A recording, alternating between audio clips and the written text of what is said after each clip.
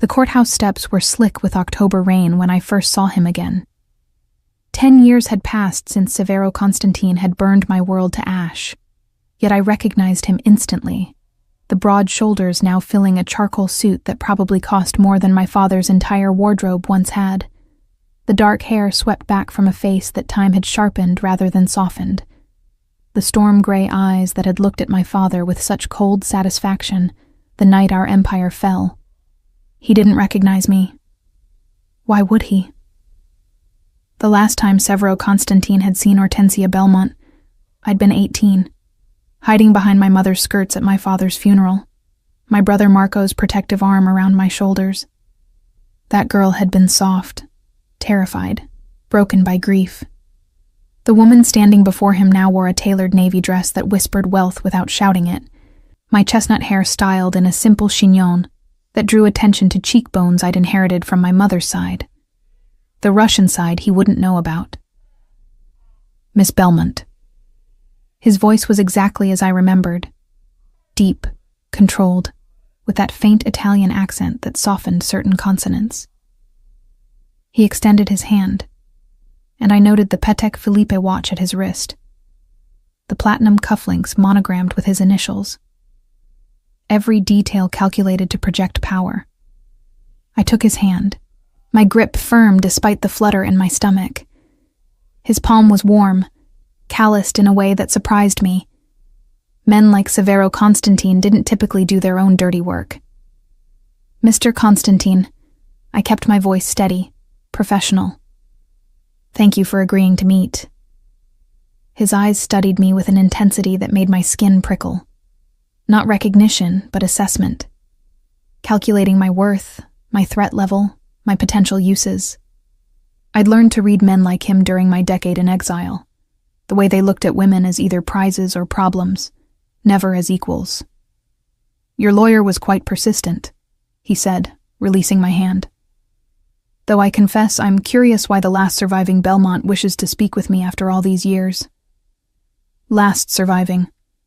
The words landed like stones in still water. My brother Marco, killed in the crossfire when Severo's men had raided our family's shipping warehouse. My father, dead of a heart attack 3 days later. Though we both knew it was the destruction of everything he'd built that had truly killed him.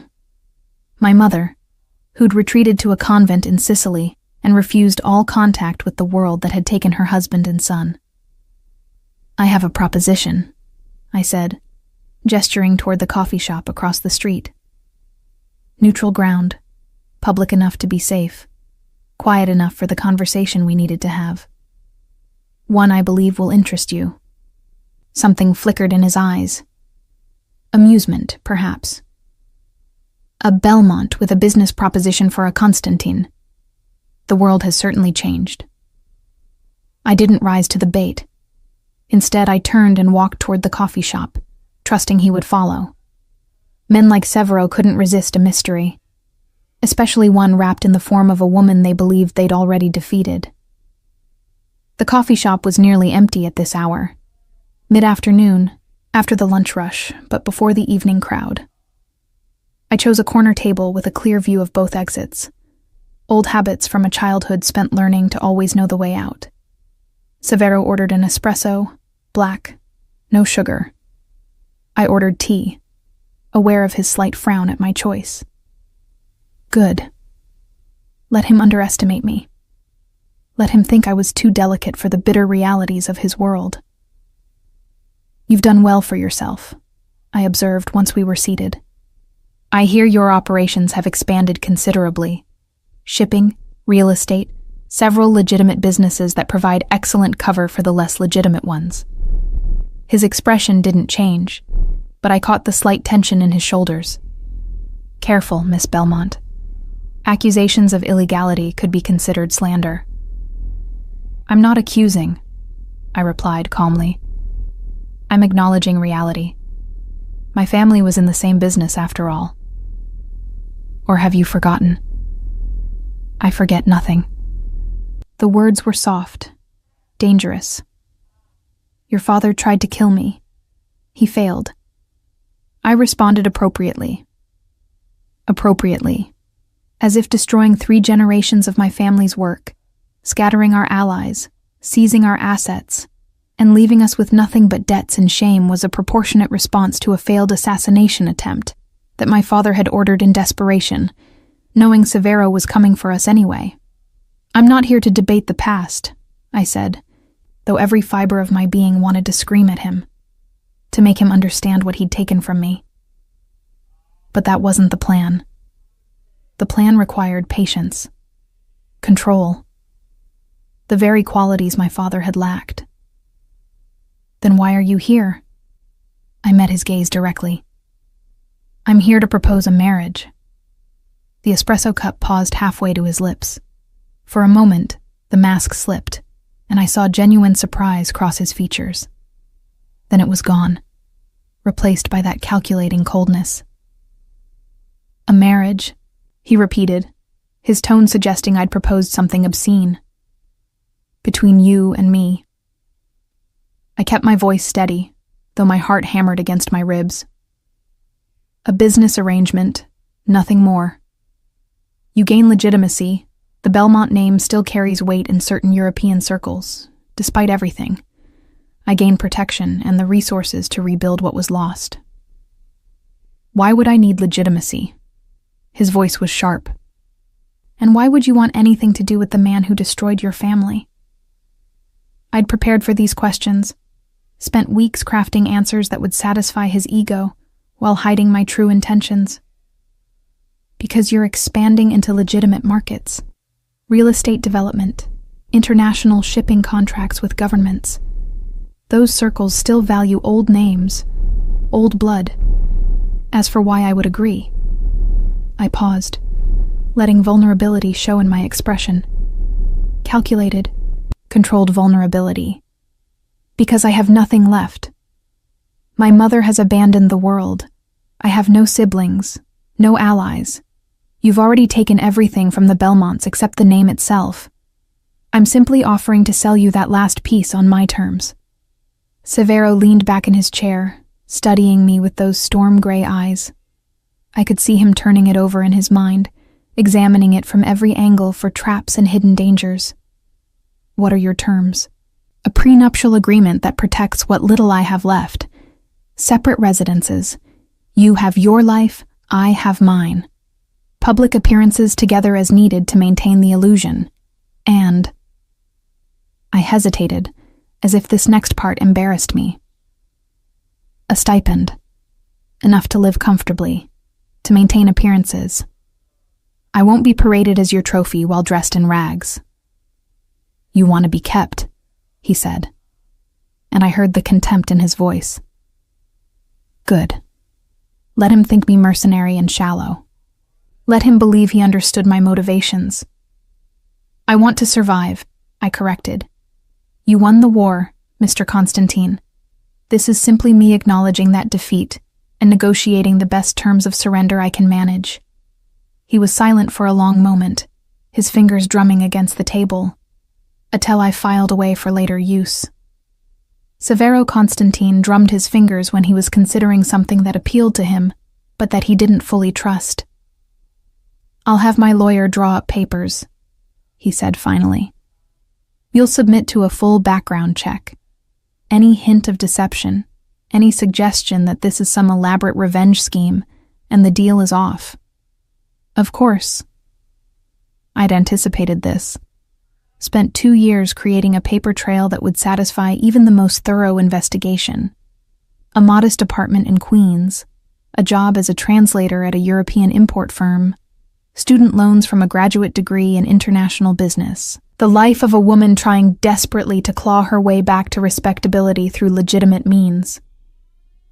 He would find nothing, because there was nothing to find in the places he would look.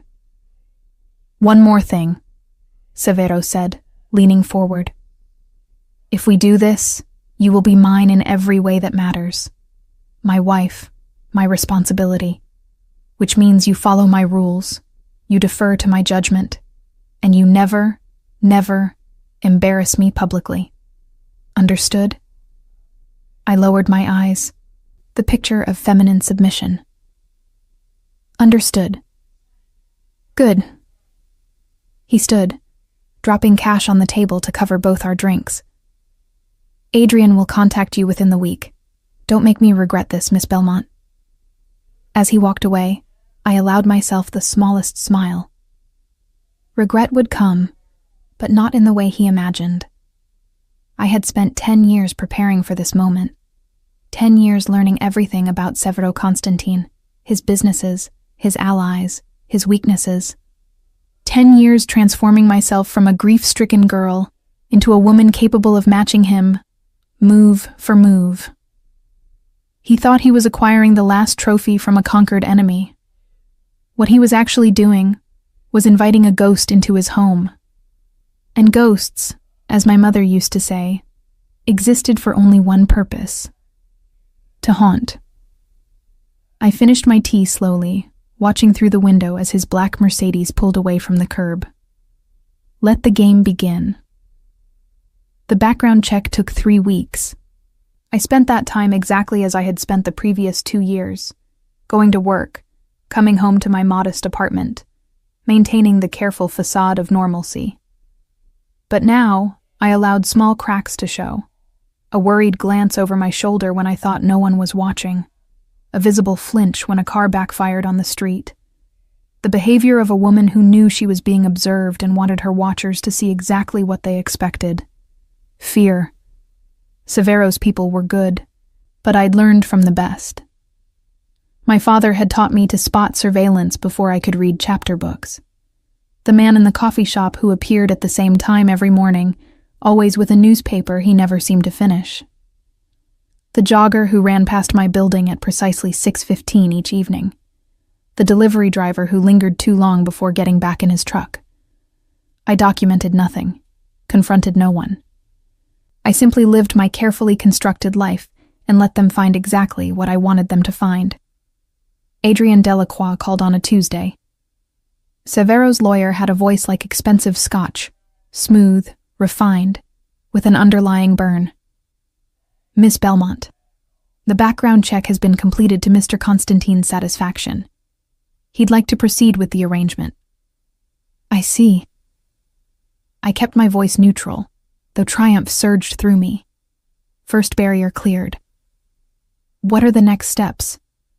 A meeting to discuss the prenuptial agreement. Tomorrow, 2 o'clock, at my office. He gave me an address in Midtown, the kind of building where the lobby marble probably cost more than most people's cars. Please bring any documentation regarding assets you wish to protect. I almost laughed.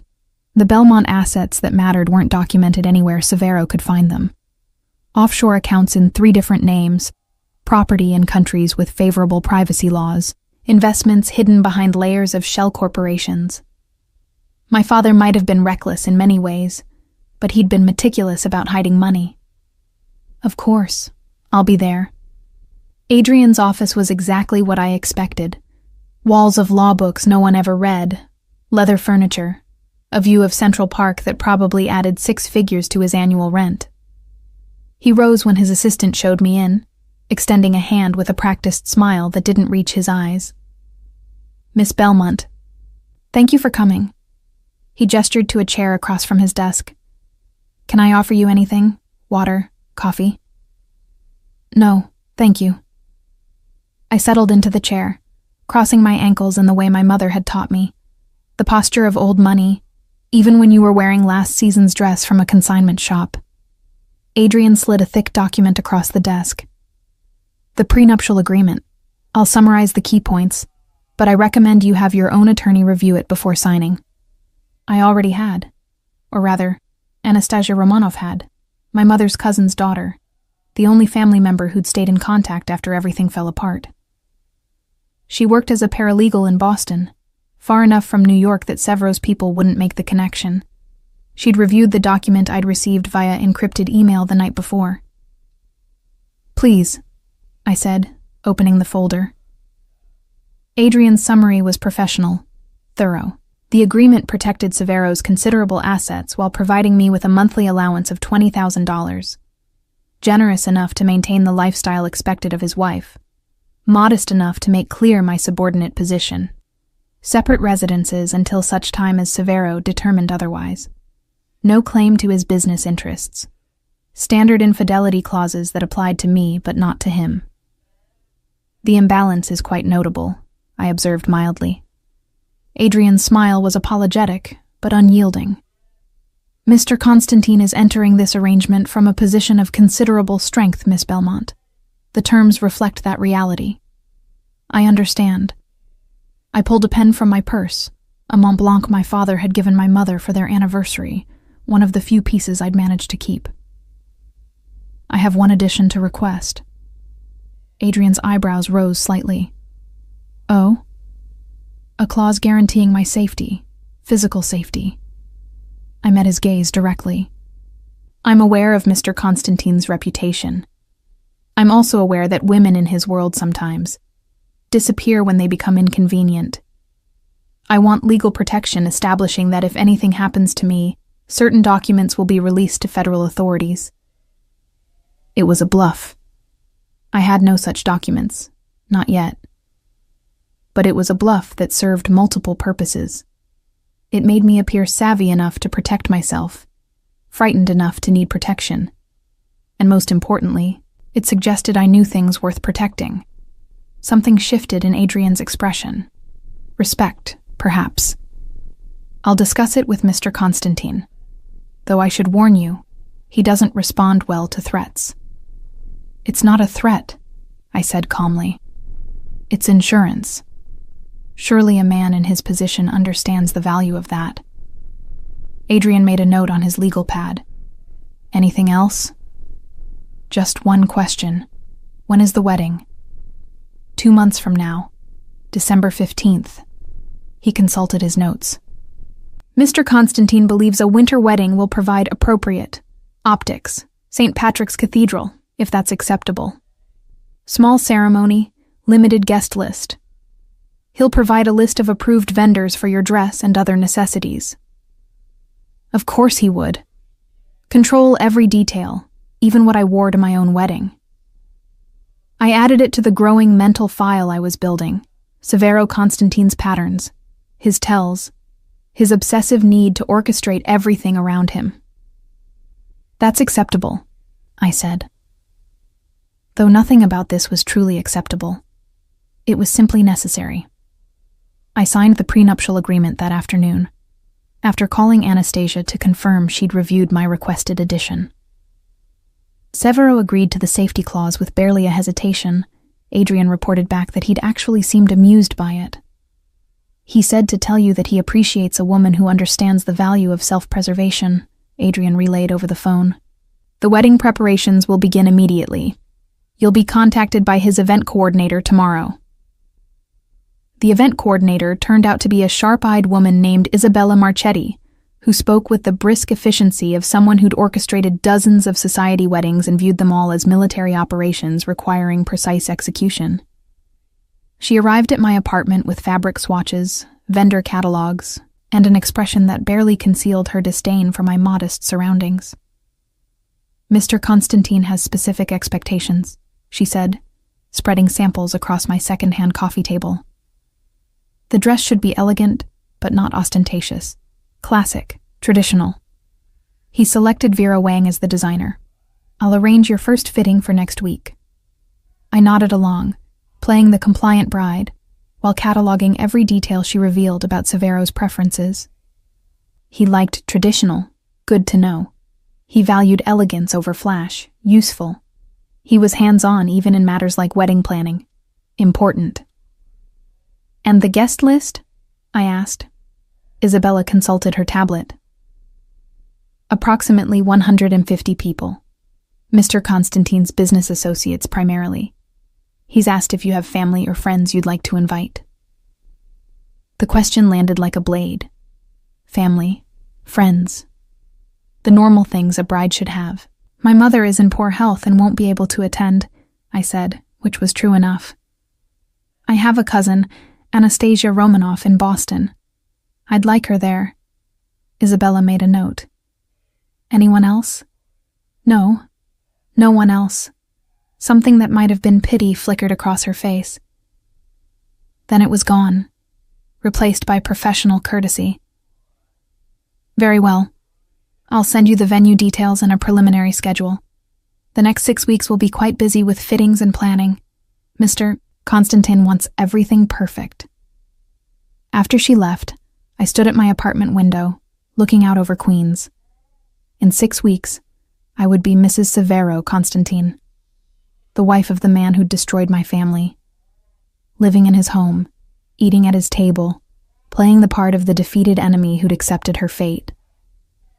My phone buzzed. A text from an unknown number. The first fitting is Thursday at 2. Don't be late. S. Severo himself, not delegating this communication to Isabella or Adrian.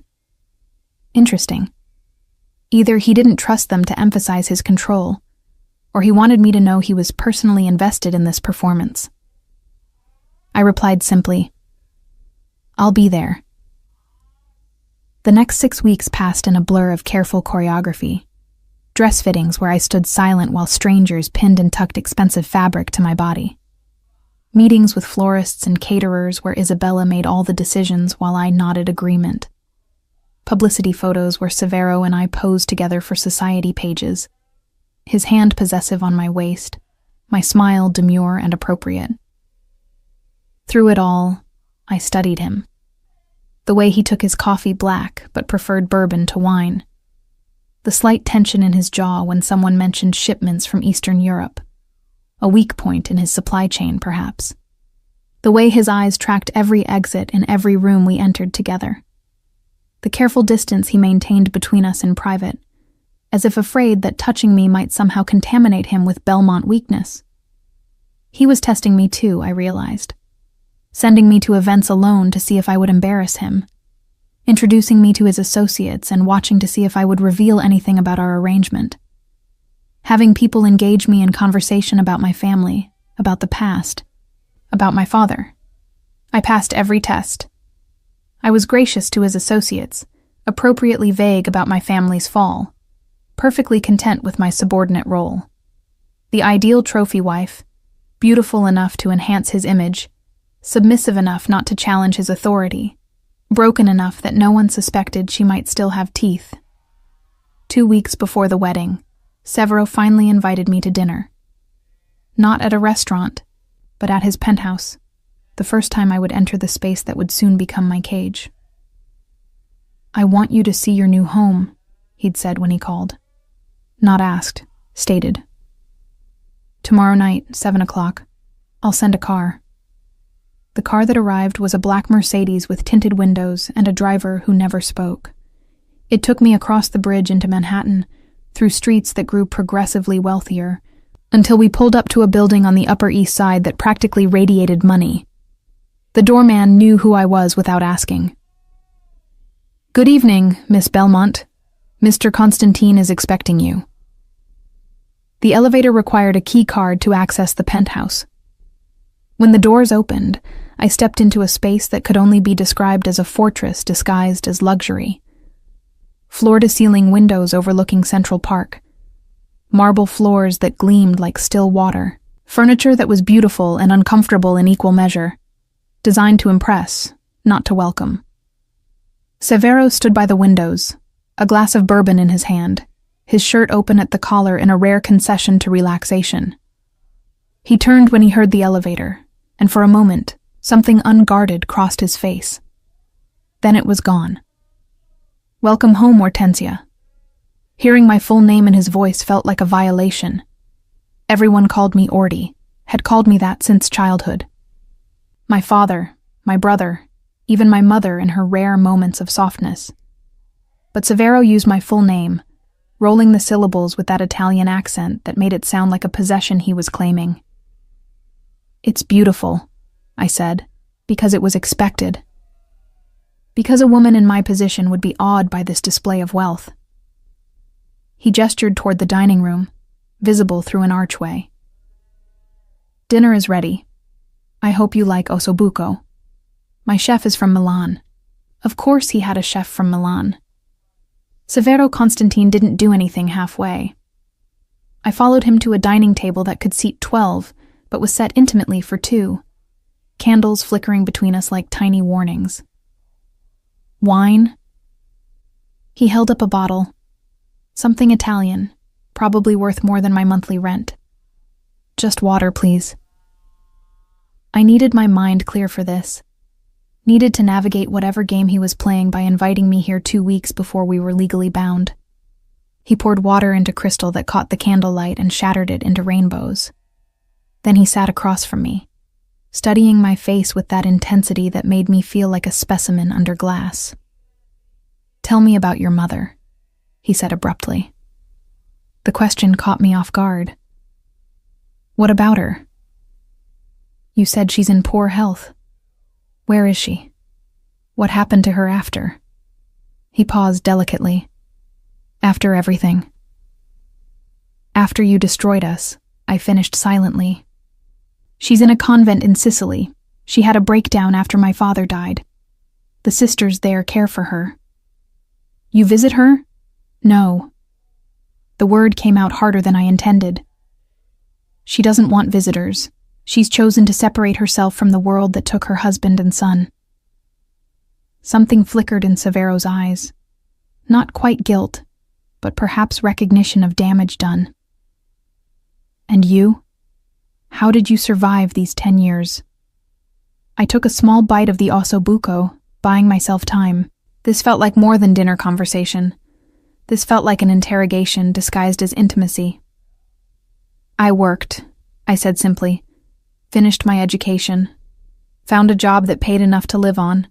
Learned to be invisible." I met his gaze. "The world isn't kind to the children of fallen empires." I learned quickly that anonymity was safer than revenge. Revenge. He tasted the word like wine. "Did you consider it? Coming after me?" "I considered it," I admitted, because denying it would seem false. I was 18 and angry, but I wasn't stupid. What could I do against a man like you? I had no resources, no allies, no skills beyond the useless accomplishments my mother had taught me. So I chose survival instead. He nodded slowly, as if this confirmed something he'd already suspected. "And now? Marrying me? Is this survival too? What else would it be? Some women might see it as an opportunity for delayed revenge. Get close to the enemy. Wait for the right moment to strike." I allowed myself a bitter laugh. "Strike how? I have nothing, Severo. No weapons, no power, no leverage. You've won. This marriage is simply me acknowledging that reality and trying to salvage what little I can from the wreckage." The use of his first name was calculated, a small intimacy, a sign of acceptance. I watched him register it, saw the slight relaxation in his shoulders. "You're smarter than I expected," he said, refilling his bourbon. "Most people in your position would come in making demands, trying to negotiate from weakness as if it were strength. But you understand the game." "My father didn't teach me much," I said quietly. "But he did teach me that. Know your position. Play the hand you're dealt, not the one you wish you had." "Your father was a fool." The words hung between us, sharp as broken glass. I forced myself to remain calm, to not react to the insult even as fury burned in my chest. "Perhaps," I said carefully, "but he was my father. Whatever his faults, he loved me." Severo's expression softened almost imperceptibly. "And that's why you're really here, isn't it? Not just survival. You want to preserve something of his legacy, the Belmont name, if nothing else. He wasn't wrong, just not in the way he thought." "Yes," I admitted. "Is that so terrible? To want to honor my family's memory, even if I do it by binding myself to the man who destroyed them? Some might call it a betrayal. Some might call it practical." I set down my fork, no longer pretending to eat. "You asked why I agreed to this. The truth is simple. I'm tired of being afraid, tired of looking over my shoulder. tired of wondering when the last remnants of my father's debts will catch up to me. You're offering protection, stability, a life where I don't have to count every dollar. In exchange, you get a wife who understands your world and won't ask uncomfortable questions. It seems like a fair trade. Something dangerous glinted in his eyes. And if I want more than that? My heart stuttered, but I kept my voice steady. More than what? More than a convenient arrangement. He stood, moving around the table with predatory grace. You're a beautiful woman, Hortensia. Smart, composed, from good bloodlines despite the current circumstances. What if I decided I wanted a real wife, not just a trophy? He was close now, too close. I could smell his cologne, something expensive with notes of cedar and smoke. Could see the faint scar along his jawline that his 5 o'clock shadow almost hid. Then I would fulfill that role to the best of my ability, I said, proud that my voice didn't shake. I'm not naive, Severo. I know what marriage to a man like you entails. Do you? His hand came up, fingers catching my chin, tilting my face toward his. Because I don't think you have any idea what you've agreed to. For a moment, I thought he might kiss me. Could see the consideration in his eyes, the weighing of whether claiming this particular prize ahead of schedule would serve his purposes. Instead, he released me and stepped back, leaving me breathless and angry at my body's traitorous response to his proximity. The prenuptial agreement includes a fidelity clause for you, he said, his tone businesslike again. But not for me. Do you understand what that means? It means you can fuck whoever you want while I'm expected to remain faithful. The crude words were deliberate, a small rebellion against his control. Yes, I understand. His eyebrows rose slightly. You have a mouth on you when you're angry. You just threaten to force yourself on me. I think a little profanity is warranted. I didn't threaten anything. His voice went cold. I don't need to force women, Hortensia. They come willingly. But you should understand what you're entering into. I won't parade mistresses in front of you. I'm not cruel for sport. But I also won't pretend to be something I'm not. This marriage is a business arrangement. My personal life remains my own. Understood. I stood, needing to end this dinner before I said something that would ruin everything. Thank you for the meal, and for clarifying expectations. I should go. Sit down. It wasn't a request. I remained standing, meeting his gaze with defiance I probably shouldn't show. I'd prefer to leave. And I'd prefer you stay. He moved to the window, looking out over the glittering city. There's something else we need to discuss. I waited, still standing, still poised for flight, even though I knew the elevator required his keycard to operate. Your father, Severo said without turning around. The night he tried to have me killed. Did you know about it beforehand?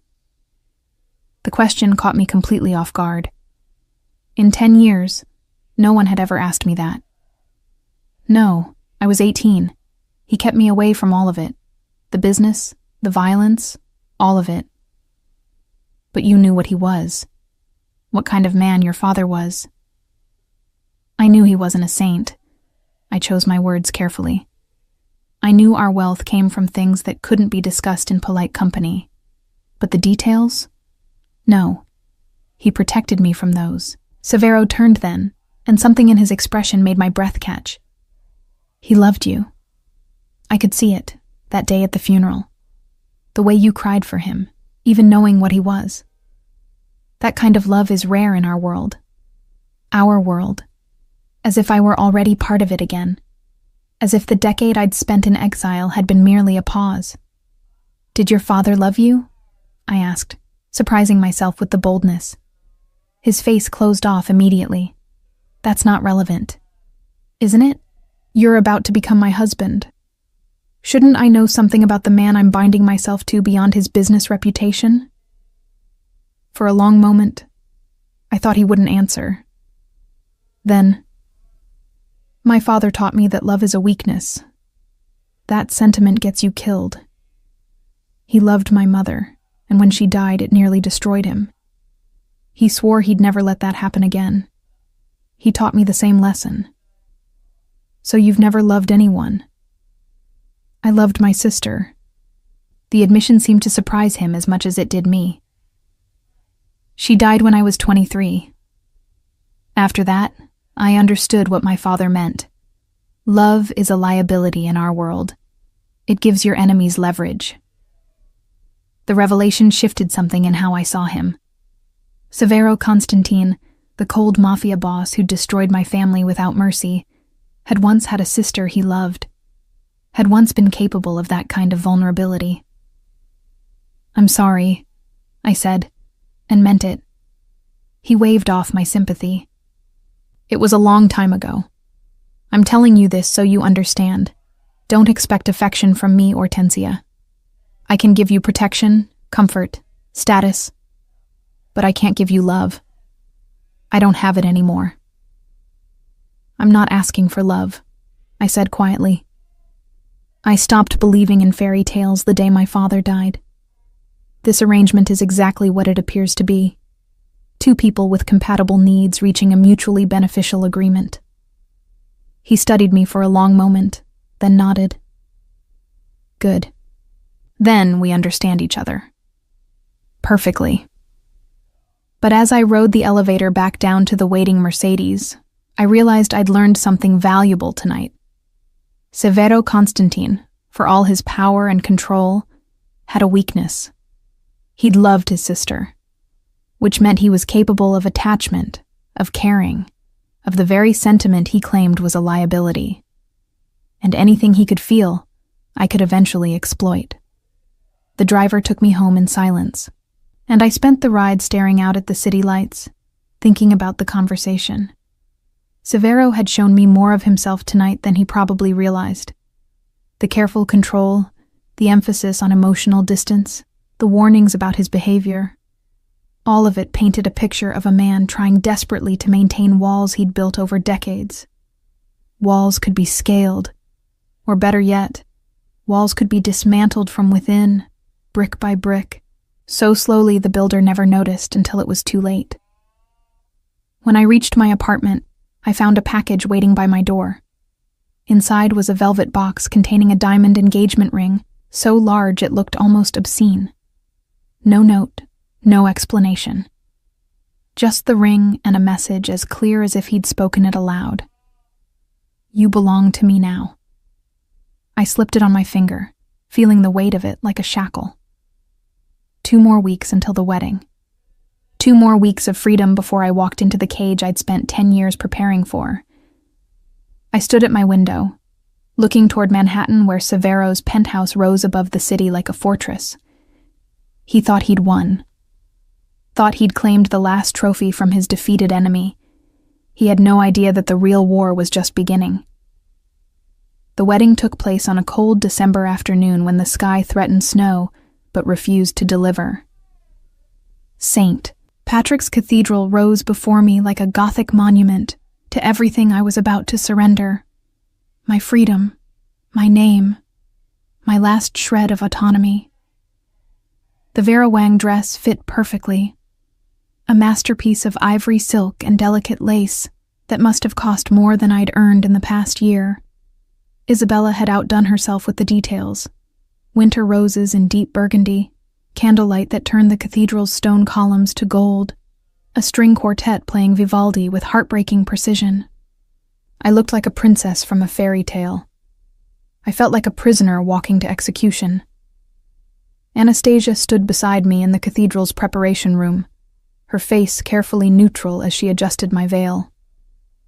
We hadn't spoken freely since she'd arrived in New York 2 days ago. Severo's people were always nearby, always listening. But her eyes conveyed everything her words couldn't. Concern, fear, and the unspoken question of whether I truly knew what I was doing. "You look beautiful," she said softly in Russian, the language of my mother's family, the one piece of my heritage Severo didn't know about because I'd been careful to hide it from his background checks. Like a queen.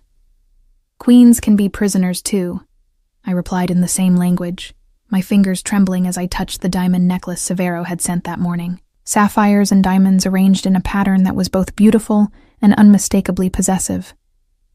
The Constantine family crest rendered in precious stones. The cage is just prettier.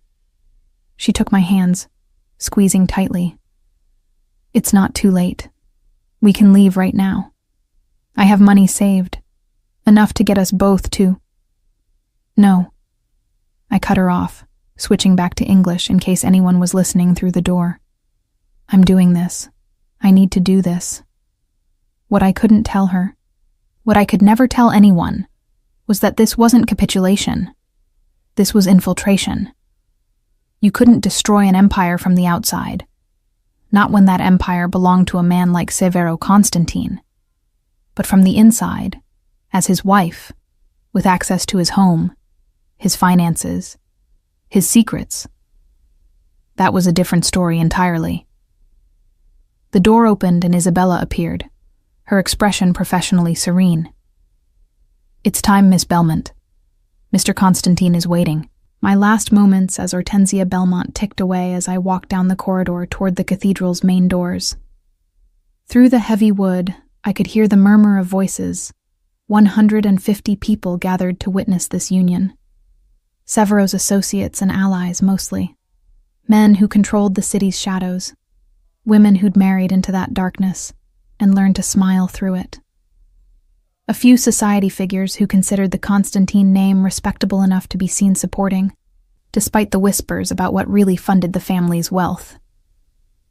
The doors opened. The quartet shifted to Pachelbel's cannon. And there, at the far end of that impossibly long aisle, stood Severo Constantine in a black tuxedo that transformed him from merely handsome into something almost devastating. His dark hair was swept back, his face composed, his storm-gray eyes fixed on me with an intensity that made my breath catch, despite everything I knew about him. As I walked toward him, I saw myself through his eyes, the conquered enemy, finally brought to heel, the last Belmont, surrendering not just herself but her family's name and legacy to the man who destroyed them. A trophy, a prize, a symbol of his absolute victory. Let him think that. Let them all think that. I reached the altar and he took my hand, his grip warm and firm and inescapable. Father O'Brien began the ceremony with words I barely heard.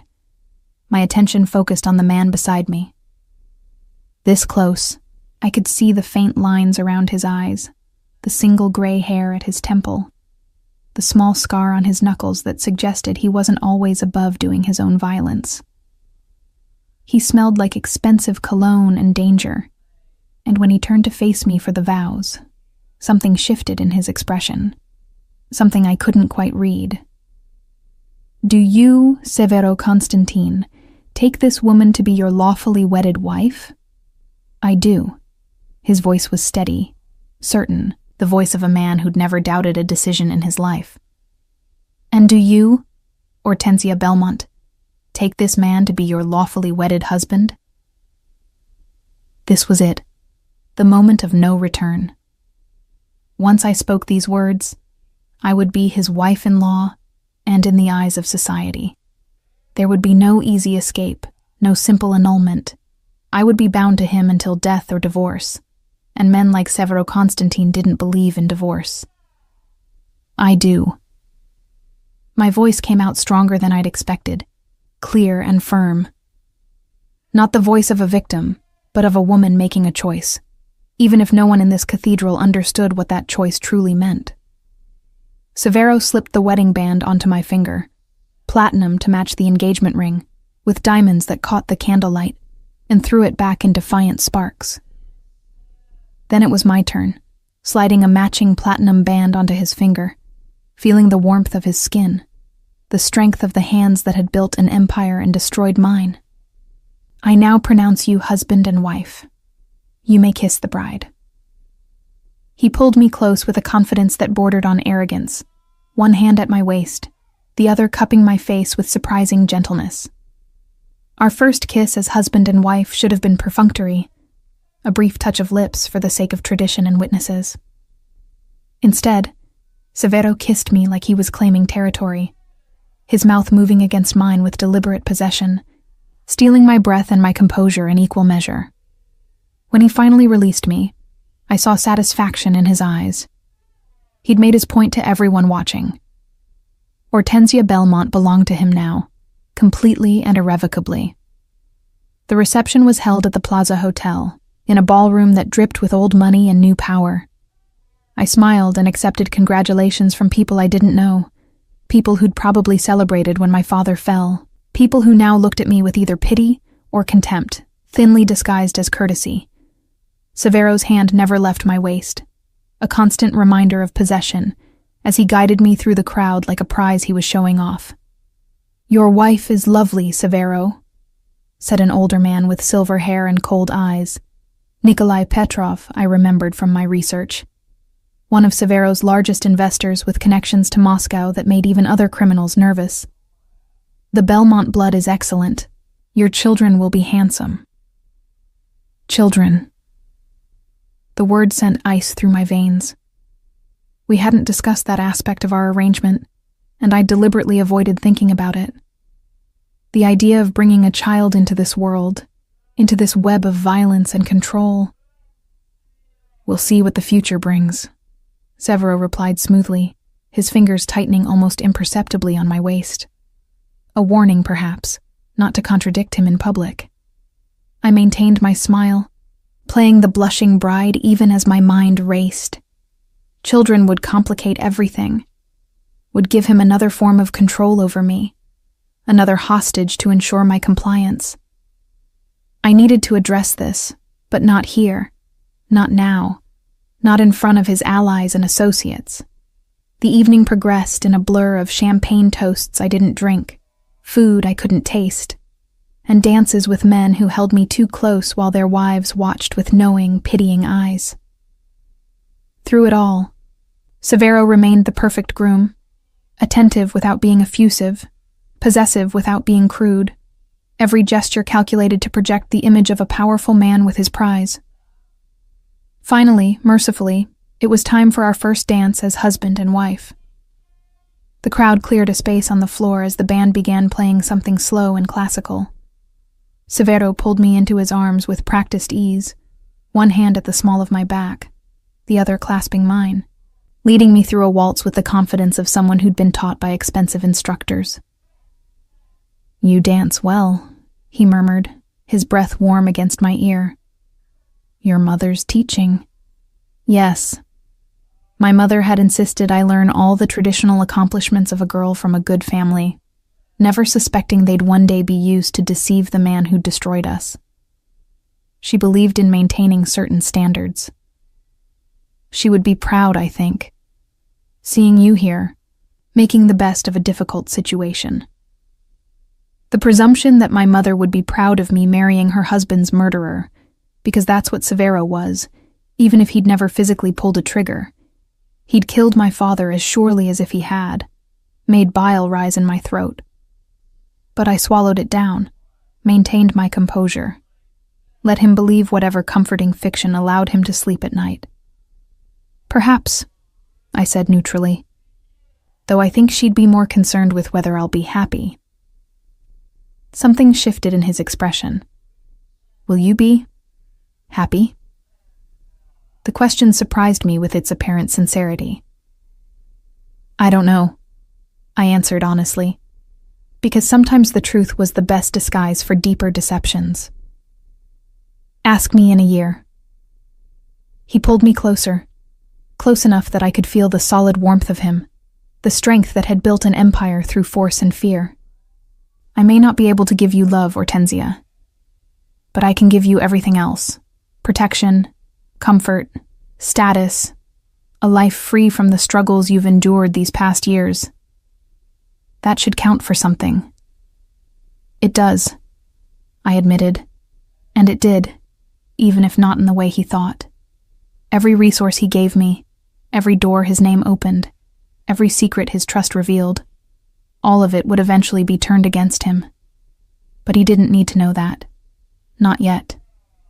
Not until it was far too late. The dance ended to polite applause.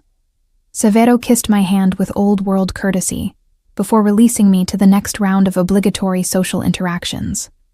I made small talk with Roman Castellano, Severo's closest advisor, a man with intelligent eyes and the careful speech of someone who'd learned that words could be as dangerous as weapons. He asked polite questions about my plans for the penthouse, whether I intended to redecorate, what charities I might become involved with, the expected concerns of a mafia wife settling into her new role. I gave him the expected answers, all while studying him for weaknesses, for pressure points, for anything that might eventually prove useful. Roman was loyal to Severo, that was clear, but loyalty could be complicated. Loyalty could have limits. By midnight, I was exhausted from the performance, from holding my mask in place for hours, while strangers examined me like a curiosity in a museum. When Severo finally indicated it was time to leave, I felt nothing but relief. The Mercedes that took us to the penthouse was decorated with the traditional "just married" signs that seemed absurd given the nature of our union. We rode in silence, Severo checking his phone while I stared out at the city lights, trying not to think about what came next. The wedding night, the consummation, the final surrender of the last piece of myself I'd managed to keep separate from this arrangement. "You're afraid," Severo observed, pocketing his phone. "I'm tired," I corrected, which was also true. "That's not what I asked." I turned to face him, this man who was now my husband, who had the legal right to my body and my obedience. "What do you want me to say, Severo?" "Yes, I'm afraid. You're a stranger to me, despite this ring on my finger. We've spent maybe a dozen hours in each other's company. And now we're married, and you're taking me to your home, and I'm expected to—" I broke off, unable to finish the sentence. He was quiet for a moment, then, "I'm not going to force myself on you tonight." Hope flickered, quickly suppressed. "You're not. You're exhausted. This has been a long day, and despite what you may think of me, I'm not a monster." He shifted in his seat, and in the dim light of the car, I caught a glimpse of something that might have been humanity in his expression. "When I take you to bed, Hortensia, I want you willing. Compliant, yes, but willing. There's a difference. And if I'm never willing?" His smile was cold, certain. "You will be. Give it time." The arrogance of the statement should have infuriated me. Instead, it gave me hope. Severo Constantine believed he could seduce me, could make me want him, could transform our business arrangement into something that included genuine desire. That belief, that confidence, was a weakness I could exploit. Men who thought they could make women fall for them were often blind to manipulation disguised as affection. The penthouse was exactly as I remembered from my dinner visit. Beautiful, cold, more fortress than home.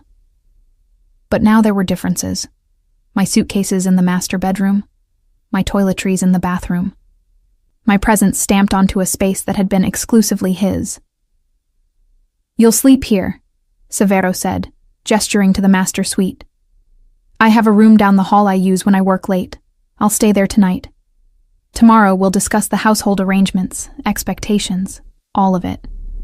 But tonight—" He paused, and something almost gentle crossed his features. "Tonight, you should rest." It was the kindness, unexpected and probably calculated, that nearly broke me. I nodded mutely, not trusting my voice, and watched him leave, closing the door softly behind him. Alone in Severo Constantine's bedroom, wearing a wedding dress that cost more than my yearly salary, a ring on my finger that marked me as his property, I finally let the mask slip, sank onto the enormous bed, and let myself feel the weight of what I'd done, the gamble I'd taken, the decade-long game I'd just entered the next phase of. Then I stood, stripped off the beautiful dress, and hung it carefully in the closet. Washed my face, removing the carefully applied makeup, pulled on the simple nightgown I'd packed, rejecting the elaborate silk negligee Isabella had insisted belonged in my trousseau. Tomorrow, I would begin the real work, learning the patterns of this household, gaining the trust of the staff, mapping the security systems, finding where Severo kept his secrets. Tomorrow, I would start building the foundation of his destruction. But tonight, I was simply Hortensia Constantine, newly married to the man who'd killed her father and brother. And that truth, heavy as a stone, followed me into uneasy sleep. The first 3 months of marriage established a routine that was both comfortable and suffocating. Severo left early for his office downtown, returning late with the smell of cigars and bourbon clinging to his expensive suits. I spent my days learning the rhythms of the penthouse, befriending the housekeeper Maria, who'd worked for Severo for 15 years, and knew things she'd never tell me directly but revealed in small, careful comments. We maintained separate bedrooms by unspoken agreement, though Severo would sometimes appear in my doorway late at night, watching me with an intensity that made my skin prickle. He never crossed the threshold without invitation, true to his word about wanting me willing. But the looks he gave me suggested his patience had limits. In public, we played the perfect couple. Charity galas where I wore couture and smiled on his arm. Business dinners where I made small talk with the wives while the men discussed things we weren't meant to hear. Society events where the Constantine name opened doors that had been closed to the Belmonts for a decade.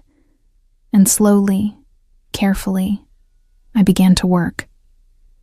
It started with the household finances.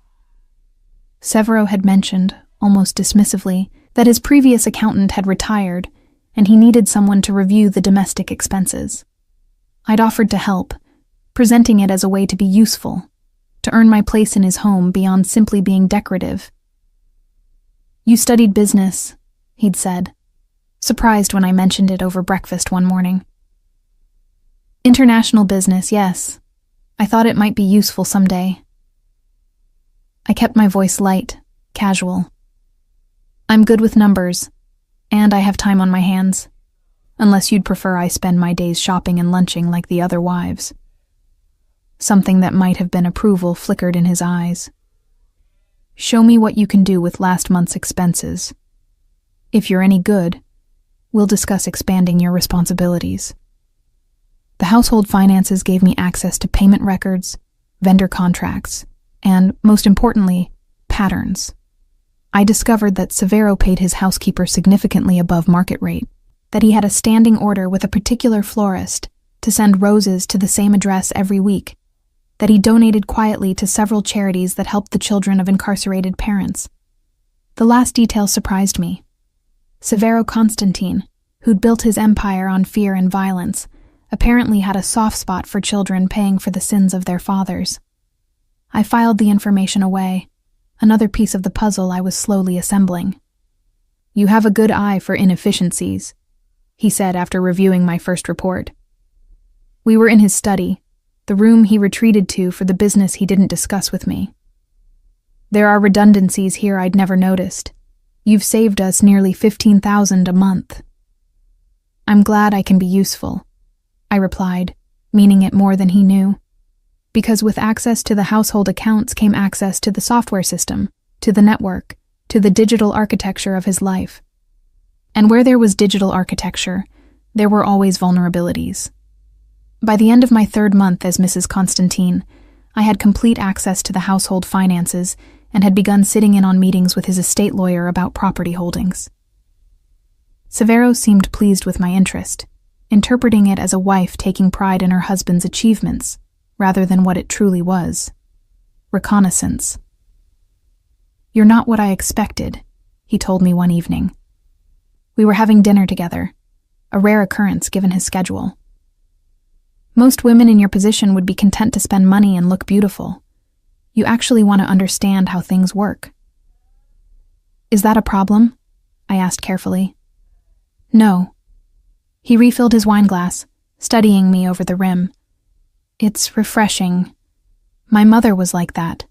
She ran my father's legitimate businesses while he handled the other side. She had a head for numbers and strategy that rivaled any of his advisors. It was the first time he'd mentioned his mother beyond that brief reference to her death. You must miss her. Every day. The admission seemed to surprise him. She died when I was 19. Cancer. My father fell apart afterward, made decisions based on grief instead of strategy. That's when I learned the most important lesson of my life, which was, that sentiment is a luxury we can't afford. That love makes you weak, makes you vulnerable. He met my gaze directly. It's why this arrangement between us is actually ideal. No messy emotions to cloud judgment, just mutual benefit. I should have agreed. Should have reinforced his belief that I wanted nothing from him beyond security and comfort. Instead, I heard myself ask, "Do you ever get lonely?" The question seemed to catch him off guard. For a moment, the mask slipped and I saw something raw beneath it, a flash of isolation, of the cost of building walls so high that no one could scale them. Then it was gone. "No," he said flatly. "Loneliness is for people who need others to feel complete. I don't have that weakness." Liar, I thought. But I simply nodded and changed the subject. That night, for the first time, Severo knocked on my bedroom door after midnight. I was still awake, reading financial reports on my laptop, trying to trace the flow of money through his various businesses, to find the illegal channels I knew had to exist. "Come in," I called, quickly closing the laptop. He entered wearing silk pajama pants and nothing else, his chest bare and more muscular than I'd expected for a man who spent most of his time behind a desk. There was a scar across his ribs, old, faded, but clearly from something violent. "Couldn't sleep," he said, moving to stand by my window. "Thought I'd check if you were awake." "I am now." I pulled my robe tighter, suddenly aware of how little the silk nightgown beneath it concealed. "Is something wrong?" "No. Yes." He ran a hand through his hair, a gesture of frustration I'd rarely seen from him. "I had dinner with Roman tonight. He mentioned that you've been asking questions about the family's history, about my father." My heart rate picked up, but I kept my expression neutral. "Maria mentioned some things. I was curious about the man who built all this." I gestured vaguely at our surroundings. "Was that inappropriate?" "It's not inappropriate. It's just..." He trailed off, staring out at the city lights. "My father was a complicated man, brilliant, ruthless, and ultimately destroyed by his own weakness. I don't particularly enjoy discussing him." "Then we won't," I said simply. "I'm sorry if I overstepped." He turned to face me, and something in his expression made my breath catch. "You're very good at this, you know, playing the supportive wife. Sometimes I almost forget why you're really here." The words sent ice through my veins. "I'm here because we made an arrangement, one that benefits us both." "Is that all?" He moved closer, and I found myself backing up until I hit the wall beside my window. He braced one hand against the wall beside my head, his body close enough that I could feel the heat of him, smell the bourbon on his breath. "Because sometimes, Hortensia, I catch you looking at me with something that doesn't look like calculation, something that looks almost like..." "Like what?" My voice came out breathier than I intended. "Like you're trying to figure me out, like you actually care about the answer." His free hand came up to cup my face, thumb tracing my cheekbone with surprising gentleness. Which would be a mistake, for both of us. I should have pushed him away, should have reminded him of the boundaries we'd established, the emotional distance we'd both agreed was necessary. Instead, I found myself leaning into his touch, my body betraying my carefully maintained control. "Maybe it would be," I whispered. "Or maybe it would be the most honest thing either of us has done in months." He kissed me then, not with the possessive claiming of our wedding day, but with something rawer, more desperate. Like a man reaching for something he'd convinced himself he didn't need, until suddenly it was in front of him, and he couldn't remember why he'd been denying himself. I kissed him back, and it was a mistake. I knew it was a mistake even as I did it, even as my hands found his bare shoulders, even as I pressed closer to him, because this wasn't part of the plan. The plan didn't include actually wanting him, actually responding to his touch with genuine desire, rather than calculated manipulation. When we finally broke apart, both breathing hard, his eyes searched mine with an intensity that made me feel exposed in ways that had nothing to do with my state of undress. "This changes things," he said quietly. "It doesn't have to." Liar. But there was no anger in his voice, just resignation. "Go to sleep, Hortensia. We'll pretend this didn't happen." He left, closing the door softly behind him, and I sank onto my bed with shaking hands. What had I just done? I'd spent 3 months carefully building trust, carefully maintaining emotional distance, carefully positioning myself as useful, but unthreatening. And I'd nearly ruined it all because some traitorous part of me responded to Severo Constantine's touch. I couldn't afford complications. Couldn't afford to blur the lines between revenge and something that looked dangerously like genuine connection. He was the enemy. The man who'd destroyed my family. The target I'd spent a decade preparing to take down. The fact that he was also complicated, occasionally vulnerable, and apparently capable of the very sentiment he claimed to despise. None of that mattered. It couldn't matter. I pulled out my laptop again, forcing myself to focus on the financial records I'd been studying, following the money through shell corporations and offshore accounts, looking for the proof I'd need when the time came to destroy him. But my mind kept wandering back to the kiss, to the way his hand had trembled slightly when he'd touched my face, to the loneliness I'd seen in his eyes when he'd talked about his mother. "Stop," I commanded myself. "He's not a person. He's a target. Remember what he did to your family. Remember why you're here." But the problem was, after 3 months of living with him, of seeing him interact with his staff with unexpected courtesy, of watching him make quiet donations to help children who reminded him of something he'd lost, of catching glimpses of the man beneath the monster. The problem was that I was starting to see him as a person. A complicated, damaged person, yes, but a person nonetheless. And that made everything infinitely more dangerous. The next morning, we didn't mention the kiss. Severo was already gone when I woke, and he didn't return until late that night. The pattern continued for the next week. Careful avoidance disguised as busy schedules, both of us retreating to the safety of our separate spheres. But something had shifted. I caught him watching me sometimes with an expression I couldn't quite read. And I found myself thinking about him at odd moments, wondering what he was doing, whether he was safe, whether the meeting he'd mentioned with the Bratva representatives would turn violent. Caring about his safety. God help me, I was starting to care. It was Anastasia who finally confronted me about it. She'd come to visit for the weekend, one of the rare times Severo had agreed to let me have visitors. We were having tea in the penthouse's sitting room, speaking in Russian while Severo was locked in his study on business calls. "You're falling for him," she said bluntly. "Deny it all you want, but I can see it.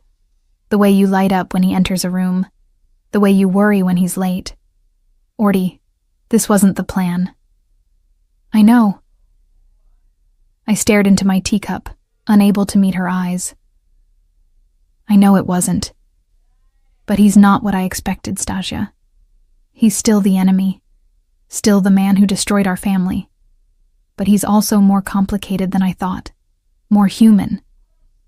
"More human?" She set down her cup with a sharp click. "He killed your father. He killed Marco. Have you forgotten that in the comfort of this gilded cage?" "I forget nothing," I snapped, the words harsh in Russian. "Not my father's death, not my brother's, not the decade I spent in exile. I remember all of it, every day. But I also see who Severo is beyond those actions. And it's not as simple as I wanted it to be. Then maybe you should abort this mission before you lose yourself completely. Before you forget which side you're on. But I couldn't. Because I'd discovered something in my digging through his finances. Something that changed everything. Evidence of payments to 3 different offshore accounts.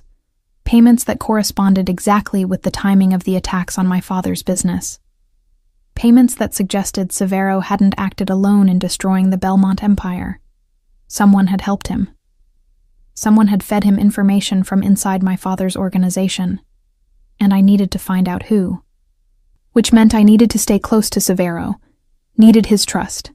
Needed access to the parts of his operation he still kept hidden from me. Even if it meant risking my heart in the process.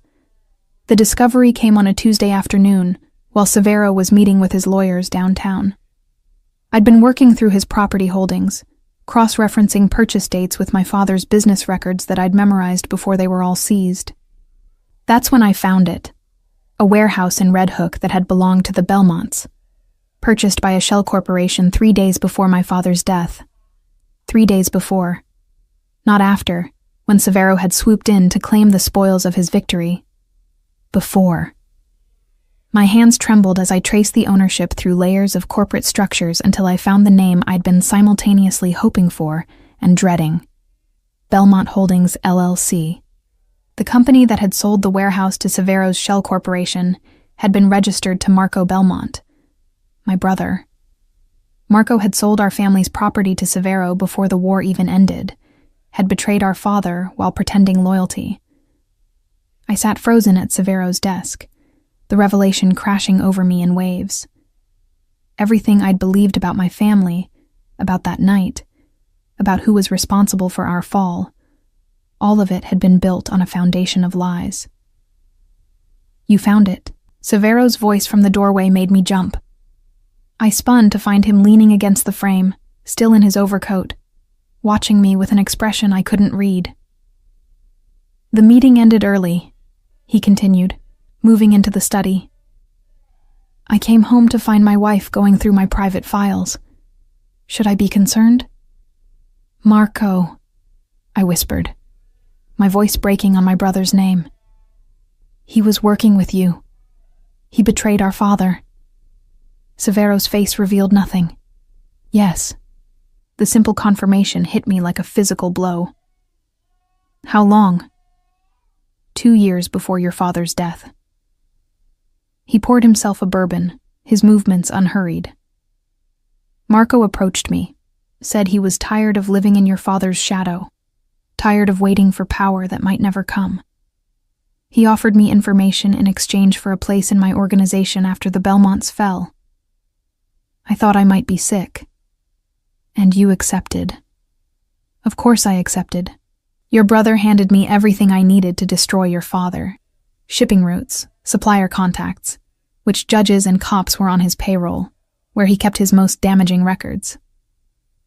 Severo took a drink, watching me over the rim of his glass. Marco was supposed to survive the takedown, was supposed to come work for me. But your father discovered his betrayal the night before I moved against him. The night my brother died. Not in crossfire, as I'd always believed, but as a traitor, caught and killed by our own father's men before Severo could reach him. You've known all along, I said, my voice hollow. Known that I spent 10 years blaming you for Marco's death when it was our father who killed him. I suspected you didn't know the full truth. Marco said he'd kept you separate from the business, that you were too young, too innocent. Something flickered in Severo's eyes. That's why I agreed to meet with you when your lawyer called.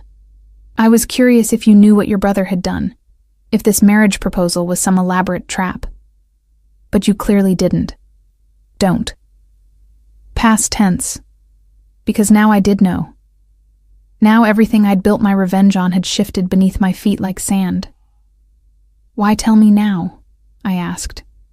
Why not just let me keep believing the lie? He set down his glass and moved toward me, his steps deliberate. Because you've been digging through my files for 3 months, Hortensia. Because you're too smart not to find the truth eventually. And because... He paused, something vulnerable crossing his features. Because I'm tired of having a wife who looks at me like I'm the monster who destroyed her family when the truth is so much more complicated. You still destroyed us, I said, but the words lacked conviction. Marco's betrayal doesn't absolve you of... I know. He was close now, close enough to touch. I'm not asking for absolution. I'm asking for honesty. You've been playing a game since the moment you proposed this marriage. Building trust, gaining access, looking for weaknesses. You think I didn't notice? You think I don't know exactly what you've been doing? Fear spiked through me, sharp and cold. I don't know what you're talking about. Liar. But there was no anger in his voice, just resignation. You're good, Hortensia. Better than I expected. The way you befriended Maria, got her to talk about my routines. The financial access you negotiated so carefully. The questions about my father's business, about the family history. All of it perfectly calculated to look like a dutiful wife, taking interest in her husband's world, when really you were mapping my empire for destruction. I couldn't breathe. Couldn't think past the pounding of my heart against my ribs. If you knew, why let me continue?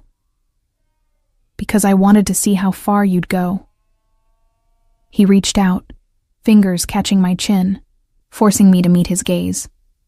Wanted to see if the last Belmont had the steel her father lacked.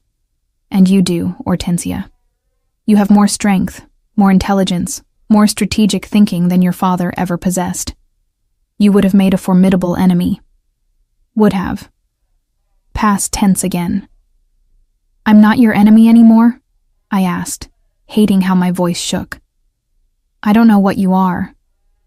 His thumb traced my lower lip, the touch sending unwanted heat through me. 3 months ago, I thought I was marrying a defeated woman looking for security. But the woman standing in front of me isn't defeated. She's calculating. Dangerous. And despite every logical reason I shouldn't, I find myself wanting her more every day. This isn't real, I whispered, even as I leaned into his touch. Whatever you think you feel, it's not. Don't tell me what I feel. His other hand slid into my hair, tilting my head back. I've spent 20 years convincing myself I was incapable of sentiment, of the weakness that destroyed my father. And then you walked into my life, with your quiet strength and your hidden vengeance. And suddenly I can't stop thinking about you. Can't stop wanting to know what you're thinking, whether you slept well, if you're safe when I'm not here to protect you. Protect me? I laughed, the sound bitter. You're the danger, Severo. You're what I need protecting from. Am I? He leaned closer, his lips brushing my ear. Because from where I'm standing, the greatest danger is what's happening between us. This thing neither of us planned for, neither of us wanted, but can't seem to stop. He was right. God help me. He was right. Somewhere in the past 3 months, beneath the careful manipulation and strategic positioning, something genuine had grown.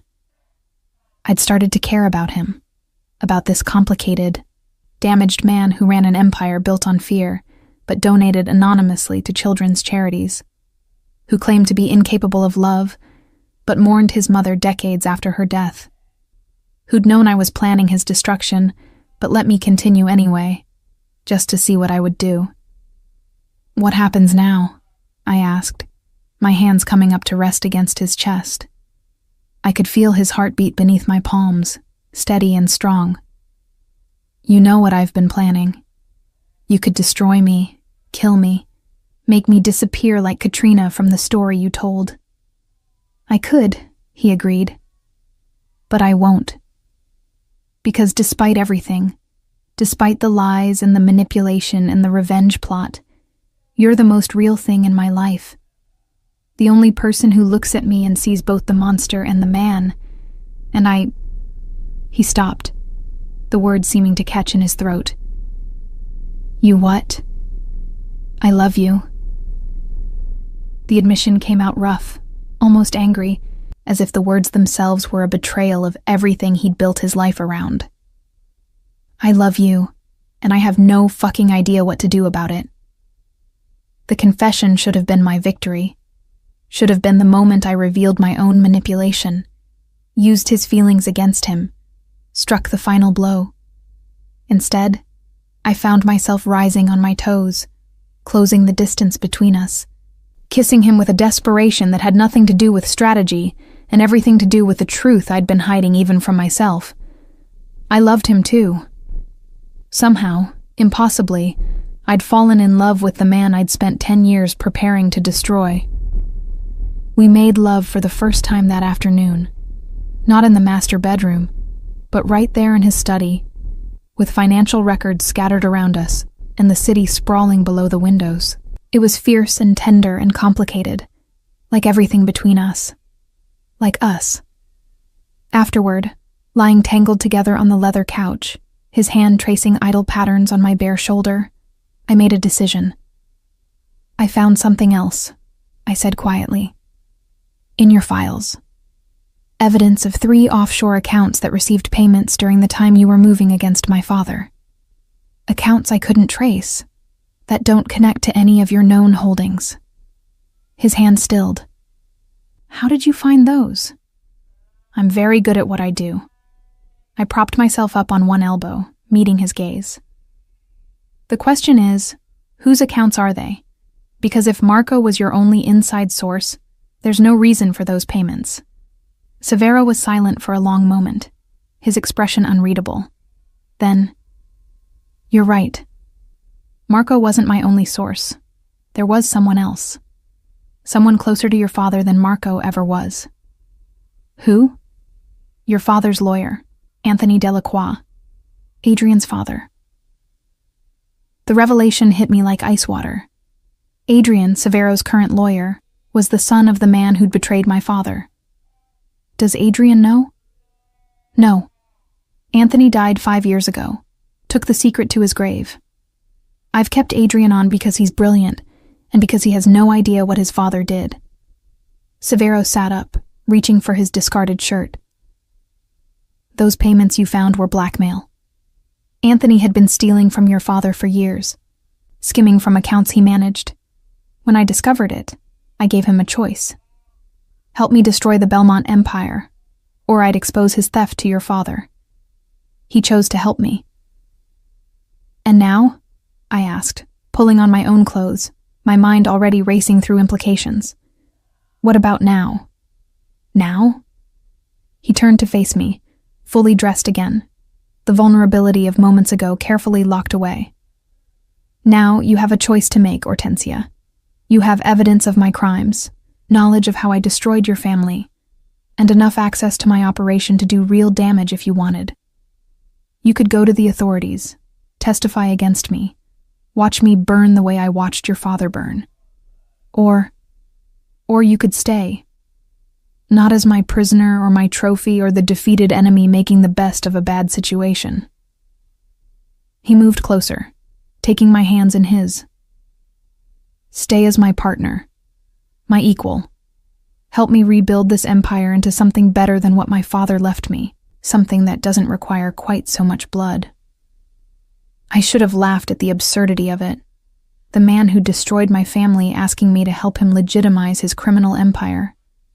But I saw the sincerity in his eyes, felt the truth of his earlier confession. He loved me, and I loved him. And together, we were either going to heal or destroy each other. I want access to everything, I said finally. Full transparency about your operations. Partnership and decision-making. Not just domestic, but business too. And we start moving the empire toward legitimate holdings. Real estate, shipping, import-export, all clean. Within 5 years, I want the Constantine name to be respectable. That's a tall order. You asked what it would take for me to stay. That's what it takes. I pulled my hands from his, crossing my arms. I won't be married to a crime lord, Severo. But I could be married to a businessman who's working to clean up his family's legacy. He studied me for a long moment, and I could see him weighing it. The loss of power that came with legitimacy, the complicated process of washing blood money clean, the risks of turning on former allies and partners. "All right," he said finally. "We'll do it your way. 5 years to go legitimate. But I have one condition." "What?" "You stop hiding from me. No more separate bedrooms. No more emotional distance. No more pretending this is just a business arrangement." He moved closer, his hands settling at my waist. "If we're going to be partners, we're going to be partners in every sense. Which means you trust me with the truth, even when it's ugly. Even when it scares you." "The truth," I repeated slowly. "Like the fact that I've been funneling money from your accounts into rebuilding the Belmont holdings? That I've been using my access to your network to reconnect with my family's old allies? That I've spent the past 3 months preparing to either destroy you or take control of your empire, depending on which opportunity presented itself first?" To his credit, Severo didn't even flinch. "How much have you taken?" 47 million, spread across various accounts and investments. I've been very careful." "I know. I've been watching you do it." At my expression of shock, he smiled grimly. "I told you, Hortensia. I've known what you were doing from the beginning. I just wanted to see how good you were at it. And you're exceptional. Better than most of the men I employ. You let me steal $50 million just to test me?" "I let my wife reclaim what was stolen from her family," he corrected. "The money your father lost when I destroyed his empire came from somewhere. Seemed only fair you should get some of it back, especially since you were clever enough to take it without getting caught." He paused. "Though I'd appreciate if future withdrawals came with a bit more communication. Partnership, remember?" I stared at him, this man I'd married intending to destroy, who'd apparently been aware of my every move and allowed it anyway, who'd just agreed to dismantle his criminal empire because I asked, who looked at me with eyes that held both love and respect, something I'd never expected to find in this arrangement. "What are we doing?" I asked softly. "This is insane. We're insane." "Probably," he agreed. "But we're also perfectly matched. You're the only woman I've ever met who could actually challenge me, actually make me want to be better than what I was raised to be. And I hope, I'm the only man who sees you not as a victim to be pitied or a trophy to be claimed, but as an equal worth fighting beside." He was right. Somewhere in these 3 months of manipulation and strategy and carefully constructed lies, we'd found something neither of us had been looking for: genuine partnership. Not built on romance or passion, though we had that too, but built on mutual respect, on matched intelligence, on the recognition that we were stronger together than apart. 5 years, I said, making my decision. We go legitimate in 5 years. We build something that both our families could be proud of, something that doesn't require quite so much blood and fear. And we do it together, as equals.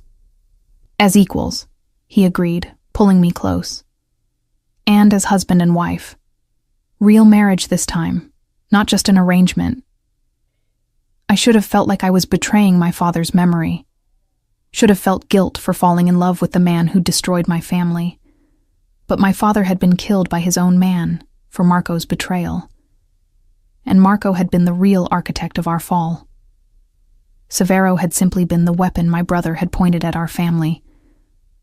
And now, that weapon had become my partner, my equal, my husband in truth, not just on paper. "I love you," I said, the words coming easier than I'd expected. "I don't know when it happened or how, but I do. I love you, Severo Constantine." His smile was genuine this time, reaching his eyes and softening the hard edges I'd grown accustomed to. "I love you too, Hortensia Constantine. My wife, my partner, my equal." We sealed the bargain with a kiss that held promise instead of possession. And as the sun set over New York City, painting the sky in shades of orange and gold, I realized that revenge had led me here, but love would keep me. My father's empire was gone.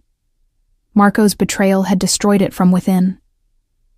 But from those ashes, I was building something new. Not a restoration of what was lost, but a transformation of what could be.